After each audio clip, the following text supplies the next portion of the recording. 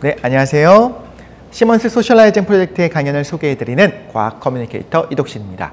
지난 강연에 이어 이번에도 특별한 강연을 소개해드리려고 하는데요.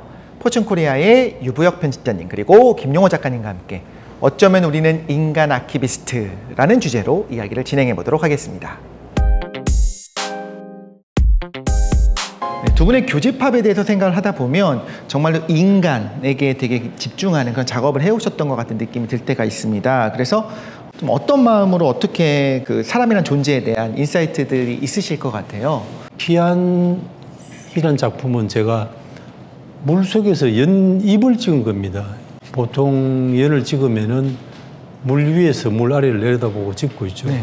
그래서 제가 연을 촬영을 하러 갔는데 다들 이제 연 위에 연밭에서 연 아래를 보고 있더라고요. 네, 그렇죠. 그래서 이제 그러니까 별로 이제 특별한 게 없어요, 다들.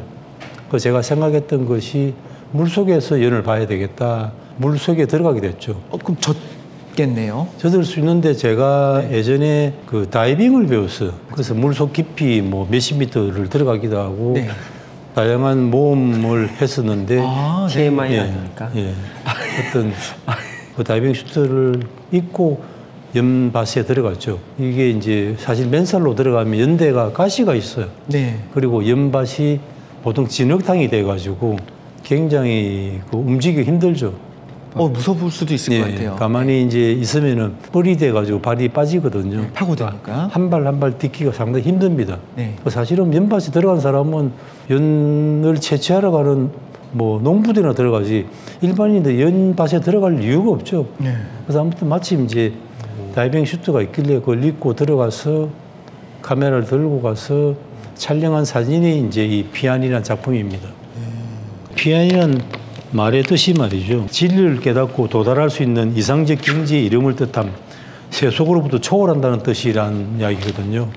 그 이야기는 뭔가 하면 제가 저 피안 촬영을 하기 위해서 한여름에 두꺼운 그 슈트를 입고 카메라를 들고 그 하나하나 마치 정글을 지나듯이 연밭을 헤매다가 어떤 마음에 드는 사진을 그 장소를 찾아서 사진을 찍고 쉬었을 때 그때 제가 느낀 거예요. 여기가 피안의 세계가 아닌가. 내가 상상할 수 없는 깨달음의 경지에 왔던 느낌이 드는 거죠. 이런 이야기도 20m 옆에만 가도 그냥 사람들이 있는 공간인데 딱 20m 안쪽에서 앵글을 바꿔서 아래 들어놓으니까 완전히 새로운 게 펼쳐지는 거네요. 제가 자주 가는 미용실에 걸려 있어요. 진짜로? 이게 있었어요? 저는 저걸 왜 걸어놓으셨나 했는데 오늘 알았어요. 되게 유명한 작품이에요. 그래서 저 사진이 제일 큰 작품이 한 5m, 3m쯤 되거든요. 엄청 크군요. 이걸 참 저희 콜렉터 집에 있는 사진이고 5m, 3m짜리 작품입니다. 크기가 나와 있고요. 이 사진이 보면은 형각스님이라고 유명한 서양 스님인데 제가 전시하고 있는 전시장에서 누워 있었어요. 왜 그러지 하니까 작가의 시점에서 작품을 감상하겠다는 역시 생각이 깊은 사람이 다르구나 생각이 들어서 저분 덕분에 작품 판매에 많이 도움이 됐어요. 그 전시할 때마다 작품 앞에다가 요가 매트를 깔고 했더니만 전시할 때 그때 그 신문에 조선일보 기사가 나왔는데 유명 작가들이 사진은 다 빼고 내 사진만 소개해 줬어요. 아마 전시하는 게 느낌이 달랐겠죠. 이 사진은 제가 이제 피안의 다른 시리즈 중에 하나인데요.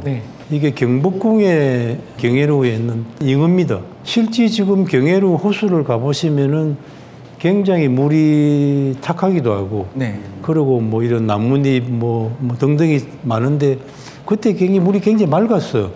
근데 깊은 색이 굉장히 신비스럽죠. 큰 잉어들이 잠수함처럼 올라와서 꼬리를 쳤는데 왼쪽에 파동이 생겼거든요.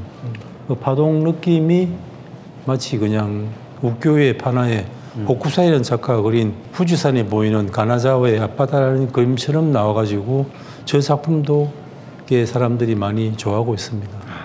철학이 담겨있기 때문에 더 좋아하는 것 같은 느낌이 쫙 느껴집니다. 이런 사진들은 아마 물속에서 연잎을 보지 않으면 볼 수가 없는 사진들이거든요. 작가님, 근데 저 사진은 사면 저 필름을 주는 거예요? 아니면 출력해서 주는 거예요? 출력해서 주죠. 필름은 가지고 계시고요. 비싼 값을 내면은 파는 거죠, 말하자면. 그렇지. 데이터를 그냥. 저작권을 팔 때도 있어요. 완전한 소유를 하고 싶다. 뭐 그럴 수 있라고. 예. 이번에는 우리 편집장님께서도 가지고 계신 그 사진 작품 3개 편집하는 그 피켓 3개 네, 소개해 주시면 좋겠습니다. 저는 표지를 자랑스러운 표지, 뿌듯한 표지, 네네. 기분 좋아지는 표지, 혁신적인 몇 개 보여드릴게요. 네. 노워, 이게 송영노 작가님의 사진인데요. 네. 여기에 노워를 썼어요. 우크라이나 전쟁이 발발하고 메시지를 전달하고 싶었어요. 이 그림을 딱 보자마자 저는 우크라이나 국기가 떠오르더라고요. 네. 그래서 이제 인스타그램으로 DM으로 작가님 안녕하세요. 저는 뭐 누구누구인데 작가님 뵙고 부탁드릴 일이 있어서 연락드렸다 해서 찾아뵙죠. 한남동에. 그때 프린트 베이커리에 저 작품이 있었어요. 그래서 뵙고 우크라이나 전쟁에 대해서 다들 평화를 기다리는 마음들이 가득한데 그 마음을 실어서 잡지답게 뭔가 메시지를 전달하고 싶다. 그래서 작가님이 허락해 주시면 저걸 내지에 넣으면 사실은 볼 수 있는 기회가 적잖아요. 그래서 저희가 과감하게 백면 광고를 다 빼고 저 그림으로 채웠어요. 그래서 우리도 뭔가 메시지를, 사회적인 메시지를 뭔가 전할 수 있고 참여할 수 있다라는 그런 가능성? 보통 잡지들은 모든 앞면과 뒷면을 광고판으로 활용하지 다른 캠페인이나 돈이 되지 않는데 뭔가를 하진 않거든요. 저거는 굉장히 제가 좋아하는 말처럼 임팩트가 있다.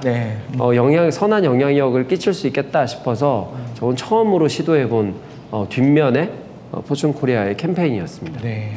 포춘에서 진행하고 있는 기사 시리즈 중에 인터뷰 시리즈 중에 되게 재미난 시리즈가 안경 쓴 CEO예요. 그래서 안경 쓴 CEO만 인터뷰하는 거예요. 그러면 여기 오기 전에 작가님이 좀 진정성 있는 기업 있으면 좀 소개해달라고 말씀하셔서 단연 제가 기자 생활 동안 진짜 진정성 있게 활동하는 기업은 파타고니아더라고요. 그래서 파타고니아에서 한국 그 비즈니스를 책임지고 있는 최우혁 지사장님이고요. 이 기업은 뭐 제가 굳이 설명을 하지 않아도 파타고니아에 대해서는 많이들 아실 테니까. 그리고 여기는 이분이 이렇게 딱 멋지게 폼을 잡고 있는데 이것도 안경 쓴 CEO의 첫 주자였던 그 김영균 아로마티카 대표님이세요. 그 비건 뷰티라고도 하고 친환경 뷰티라고도 하는데 지금은 많은 분들이 화장품에 대해서 성분이라든지 뭐 그런 걸 뒷면을 많이 보시죠. 밑에나 전성분도 네, 2차 성분이나 이런 걸 많이 보는데 이분 같은 경우는 누가 시키지 않아도 본인이 스스로가 그런 걸 시작을 했고 성분의 중요성에 대해서 민감성에 대해서 심지어 지금은 패키징이라든지 다른 그 화장품을 우리가 폐기하고 나서의 그 순환되는 그 시스템에 대해서도 관심을 가지고 계속해서 투자하고 계신 진정성 있게 활동하고 계시는 분이라서 이분 정말 멋있다라고 생각해서 가지고 나왔고요. 이분은 아마 언론에 정식으로 인터뷰한 건 아마 포춘이 유일하고 앞으로도 아마 인터뷰를 하기가 쉽지 않을 텐데 그 젠틀몬스터 김한국 대표님이세요. 작가님한테 저 젠틀몬스터 김한국 대표님 인터뷰할 건데 사진 잘 찍어주세요 하셨을 때 작가님도 되게 설레하셨어요. 왜냐하면 아무리 봐도 김한국 대표님이 인터뷰한 적도 없고 그의 딱 오피셜하게 찍은 사진이 없기 때문에 구글 검색해보면 근데 우리가 스튜디오에 이제 와서 인터뷰하고 나서 사진 찍읍시다 했더니 저렇게 포즈를 짓는 거예요. 그래서 저렇게 있길래 그냥 작가님 그냥 찍으신 거고 제가 이제 가서 왜 그러시냐 그랬더니 편집장님 꼭 내가 얼굴이 나와야 돼? 이러시더라고요. 그래서 제가 왜 이러시냐 여기까지 와서 그래서 결국 합의를 본 게 옆면 조금 보여지는 표지를 만들었고요. 결국은 그의 얼굴은 제대로 볼 수 없었다는 아름다운 이야기입니다. 공간까지도 다 그대로 넣으셨네요. 굉장히 잘생겼어요. 키도 크고. 근데 왜 드러내지 않는지 모르겠어요. 본인 알아볼까 봐 걱정하는 것 같아요. 근데 젠틀몬스터가 제가 되게 인사이트 있는 기업이라고 생각했던 건 아시는 분은 아시겠지만 지금 젠틀몬스터가 직원이 거의 700명에 육박하는데 직원의 상당수가 예전에 한 150명 정도 기준으로 봤을 때 50분 가까이가 공간 디자이너였어요. 그러니까 업의 본질을 놓치지 않으면서 그들이 무엇을 가지고 소비자들에게 영향력을 주고 그리고 쇼크를 줄지에 대해서 굉장히 치열하게 고민을 하는 분이에요. 그래서 본인의 일을 굉장히 기쁘게 하고 있고, 그래서 같이 인터뷰했던 송기령 바이브 컴퍼니 부사장님도 저 인터뷰를 하고 나서 젠틀몬스터의 성장 가능성에 대해서 와, 하나의 브랜드가 뜨고 지는 그 과정에 대해서 다들 조금 회의적인 반응을 보일 때도 있거든요. 네. 아, 젠틀몬스터 아시아의 브랜드지 뭐 글로벌 브랜드겠어 라고 말하는데, 저는 저 인터뷰를 하고 나서 충분히 북미 시장도 유럽 시장도 젠틀몬스터가 충분히 두드려서 성공하면 좋겠고 그럴 가능성이 높겠다라는 생각을 했던 인터뷰였습니다. 네. 잡지 표지에서 아마 화장을 하지 않고 전혀 메이크업을 하지 않고 표지에 등장할 수 있는, 제가 볼 때 거의 유일한 인물이 아닐까, 홍정욱 회장님은. 원래는 이분이 언론에 잘 등장하지 않는데 정치 이야기나 다른 이슈 말고 홍정욱이라는 인물이 왜 K 비건에 시간을 할애를 하고 그 비즈니스를 하고 있는지 궁금하다라고 해서 설득해서 이제 모셨던 기획이고요.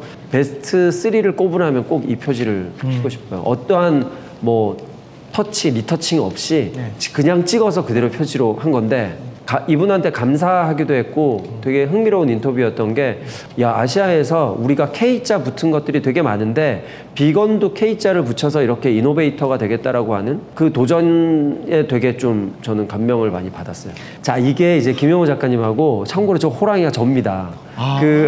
저기가 눈 오는 날 덕수궁에서 찍은 건데요. 네. 그 잠깐 우리가 저 사진 촬영한 딱 2시간 눈이 왔거든요. 네. 자세히 보시면 코스맥스예요. 그 세계 최대 ODM, 화장품 ODM 회사입니다. 네. OEM에서 ODM으로 갔고 지금은 OBM까지 가고 있는 회사인데요. 앞으로 코스맥스를 이끌어 나갈 이병주 대표님을 인터뷰하고 나서 신년호로 어떻게 꾸미지라고 하다가 코스맥스는 드러나면서 신년호라는 느낌을 좀 주고 싶었어요. 그래서 작가님께 말씀을 드렸고, 작가님이 호랑이애가 하고 토끼애가 오니까 그걸 우리 전통스러운 경복궁에 가서 찍어보자 했는데 경복궁이 문을 닫았어요. 아, 네. 그래서 덕수궁으로 갔어요. 그죠? 네. 지금 호랑이가 편집장님이시고 토끼는 누군가요? 여기 작가님하고 같이 일하신 디자이너 분이시죠? 네. 저희 포춘이 오프라인에서 잡지니까 사실 많은 분들이 여기저기 가서 쉽게 접할 수 있는 잡지는 아니에요. 그래서 어떻게 하면 더 많은 분들이 잡지를 경험할 수 있게 하지 하는 고민을 지금도 하고 있는데, 이 표지로 인해서 포춘이 포춘 표지 되게 강렬한데 라는 평가를 많이 받았던 건데, 이게 해시드라고요. 가상자산에 투자하는 세계 최대의 기업 중 한 곳입니다. 네. 우리가 루나 사태로 인해서 가상자산에 대한 불신이라든지 우려라든지 그런 게 뭐 크립토라는 말만 해도 사실은 되게 바이어스가 끼는 그런 기사들이나 댓글들이 많긴 한데요. 저는 이 당시에 솔직하게 그냥 그게 궁금했어요. 가상자산의 미래가 불투명한가, 불확실한가, 아니면 밝은가, 그걸 가상자산 비즈니스를 하고 있는, 그것도 세계 글로벌 무대에서 하고 있는 해시드의 대표에게 묻고 싶었고 그에게 적절한 답을 구했던 것 같고요. 그런데 그걸 어떻게 표현하지 하고 이제 내부에서 막 이야기를 하다가 편집장의 의견이 잘 모르겠다니까 그러면 차라리 눈을 가리자. 그러니까 보이지 않는 미래, 잘 모르겠다 라고 차라리 과감하게 표현을 해보자 해서 저 컷을 찍게 됐고요. 그리고 나서 저 표지를 딱 넘기면 해시드의 김서준 대표가 짜잔 등장하는, 이 잘생긴 얼굴을 표지에 담지 못해서 좀 죄송하긴 했는데 김서준 대표도 되게 만족스러워 하셨어요. 그래서 요게 제가 생각하는 멋진 표지들 중 일부고요. 뭐 저는 매달 이렇게 작업을 하면서 뻔하지 않게 낯설게 또는 다른 관점으로 표지를 어떻게 우리 생각을 전달할 수 있을까에 대해서 계속해서 작가님과 이렇게 고민하고 있습니다. 네. 이야기를 들으면서 또 설명을 좀 해주시니까 그 뒷이야기를 들으니까 또 어떤 생각을 하시는지, 처음에 말씀하신 것처럼 이노베이션과 더불어서 정말 임팩트가 되게 중요하다고 하셨잖아요. 그런 게 어떤 건지 알 것 같은 느낌이 살짝 들었습니다. 그래서 두 분이 담담하게 속에 있는 이야기를 해주시는 걸 들으면서 그 어떤 강연보다도 더 커다란 울림들이 있고 또한 더 임팩트가 우리에게 좀 전달된 게 아닌가, 정답이 있는 것이 아니라 두 분이 묵묵히 할 일을 하시는 그 부분을 보고서 우리가 좀 배울 부분이 있지 않았나 하는 생각이 들었습니다. 그래서 두 분은 시몬스 그로서리 스토어에 와서 이렇게 같이 이야기를 나누는 게 혹시 어떠셨는지 여쭤보고 싶습니다. 어떠셨어요? 불편했죠. 불편하셨어요? 네. 저는 별로 대담에 익숙지 않고 뭐 모임에서 말 안 하는 타입이거든요. 말 많이 하셨어요 오늘. 그래서 할 수 없이 한 거예요, 그냥. 해라 하니. 다시 하기로 했으니까 약속은 지켜야지. 다시. 아무튼 또 두 분이 잘 또 말을 이끌어줘서 좋은 경험이라 생각합니다. 더 귀한 거였던 것 같아요. 말씀하신 것처럼 이렇게 막 말씀 안 하시는데 한마디 한마디가 정말로 딱 다가오는 부분이 있었습니다. 되게. 네, 편집장님 어떠셨어요? 저는 아까 우리가 사실 의도치 않게 AI 이야기를 많이 했는데 네. AI하고 사람의 차이는 결국은 AI는 사람이 키워드로 뭔가 물어야 답을 할 수 있거든요. 저는 물어주셔서 되게 감사한 시간이었고요. 이렇게 뭔가 누군가가 물어주고 답할 수 있는 시간이 있는 게 되게 감사했어요. 기뻤습니다. 감사합니다. 물어봐 주셔서 감사해요. 감사합니다. 저는 늘 묻다가 이렇게 물음을 당하니까 네. 되게 재밌네요. 인터뷰의 그 심정과 인터뷰어의 심정을 동시에 느낀 시간이었습니다. 네, 감사합니다. 감사합니다. 네, 두 분 오늘 너무나 귀한 이야기 나눠주셔서 감사합니다. 지금까지 시몬스 소셜라이징 프로젝트 시몬스 그로서리 스토어에서 포춘코리아의 유부혁 편집자님 그리고 김현우 작가님과 함께한 강연이었습니다. 다음 강연에서도 더 다양한 주제들을 안고 돌아오도록 하겠습니다. 감사합니다.